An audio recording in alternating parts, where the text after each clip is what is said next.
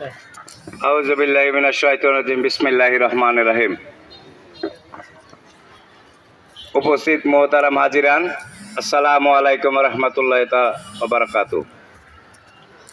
আপনারা জানেন দীর্ঘ 2006 সাল থেকে আজ 2026 সাল 20 বছর যাবৎ আমরা জুবাইদা ওয়াজির এতিমখানা শিশু সদনে 2010 সাল পর্যন্ত এবং 2010 থেকে আজকে 2026 পর্যন্ত এই মাঠে হাজী আসমত এতিম বালিকা শিশু পরিবারে আমরা এতিম, বিধবা, দুস্থ এবং শিক্ষক শিক্ষিকা, কর্মকর্তা কর্মচারীদেরকে আমরা এটা হচ্ছে ইফতার প্রোগ্রাম। আরেকটি প্রোগ্রাম হয়, সেটা হলো রমজানের আগে, ঈদের আগে, সেটা হলো জাকাত প্রোগ্রাম। ওইটা অনেক সময় হয়, অনেক সময় হয় না। আমি মাননীয় আমাদের ভৈরব উপজেলা নির্বাহী অফিসারকে বলবো, স্যার আমরা আপনার সন্তান, এই পরিবারটার, এই শিশু পরিবারটার মূলত ভৈরবে অভিভাবক আমাদের মাঝে ছিলেন আগে সাবেক মেয়র হাজী আসমত পরিবারের সুযোগ্য সন্তান জনাব ইফতেখার হোসেন বেনু ভাই, এখন তারই সুযোগ্য ভাই জনাব হাজী জাকির হোসেন। আরেকজন আমাদের যিনি পিতা, এতিমের পিতা বলে সারা ভৈরব বাংলাদেশে খ্যাত, ডক্টর আমিন হাফিজ উমর, কান্ট্রি ডিরেক্টর, কাতার চ্যারিটি বাংলাদেশ। আর আমার সকল শিক্ষক শিক্ষিকা, কর্মচারী কর্মকর্তা এখানে কাজ করেন। আমরা স্যার তাদেরকে সেই রকম সম্মান দিতে পারি না, সম্মানীয় অনেক সময় দিতে পারি না, তারপরও এই এতিমদের দিকে তাকিয়ে তারা এই শিশু পরিবারটাকে ধরে রেখেছে।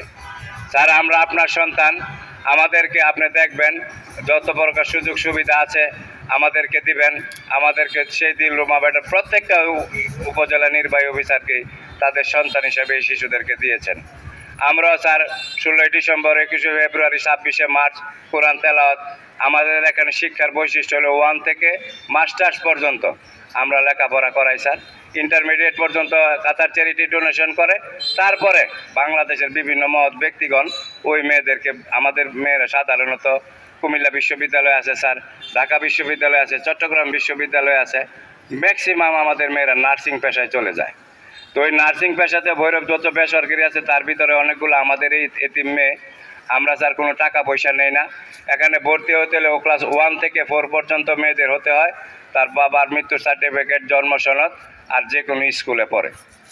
এখানে স্যার যার যার মতামত অনুযায়ী ওই বাচ্চাটাকে আমরা লালন পালনকারী, যে গান শিখতে চায় তারে গানই শিখাই, যে পেন্টিং করতে চায় পেন্টিং, যে নৃত্যে যেতে চায় নৃত্যের দিকেই তারে ধাবিত করি। আমরা স্যার সারা বাংলাদেশে এই বৃহৎ এতিমখানা, এখন আমাদের একটু ছাত্রী কমে গেছে, আমাদের মূলত 2018-19 সালে 1000 এতিম মেয়ে ছিল, বর্তমানে 600-র মতো আছে। তারপরেও স্যার আমরা এতিমখানায় তাদেরকে খাদ্য, বস্ত্র, বাসস্থান, শিক্ষা, চিকিৎসা, চিত্ত বিনোদন, এই 6টি আন্তর্জাতিক আইন অনুসারে আমাদের ফলো করতে হয়। তারপরে মাঝে মাঝে বিঘ্ন ঘটে যায়। আপনি স্যার দয়া করে আমাদেরকে আসবেন, যখন যে কোনো কাজে, ভলান্টিয়ারি কাজে আমাদের নেওয়া হয়। আর বিশেষ করে ভৈরবে আমাদের সাইদুর রহমান, বাবলু সাহেব, শরীর চর্চা, ইউসাফ আহমেদ, গালিব, ইকরাম বক্স, মুজিবুর রহমান, সবাই স্যার, আহমদ আলী স্যার নিবেদিত প্রাণ হয়ে খাটে স্যার। আমি আর আজকে কিছু বলবো না, আপনার কাছে এইটুকুই পরিচয় ধরে ধরলাম স্যার।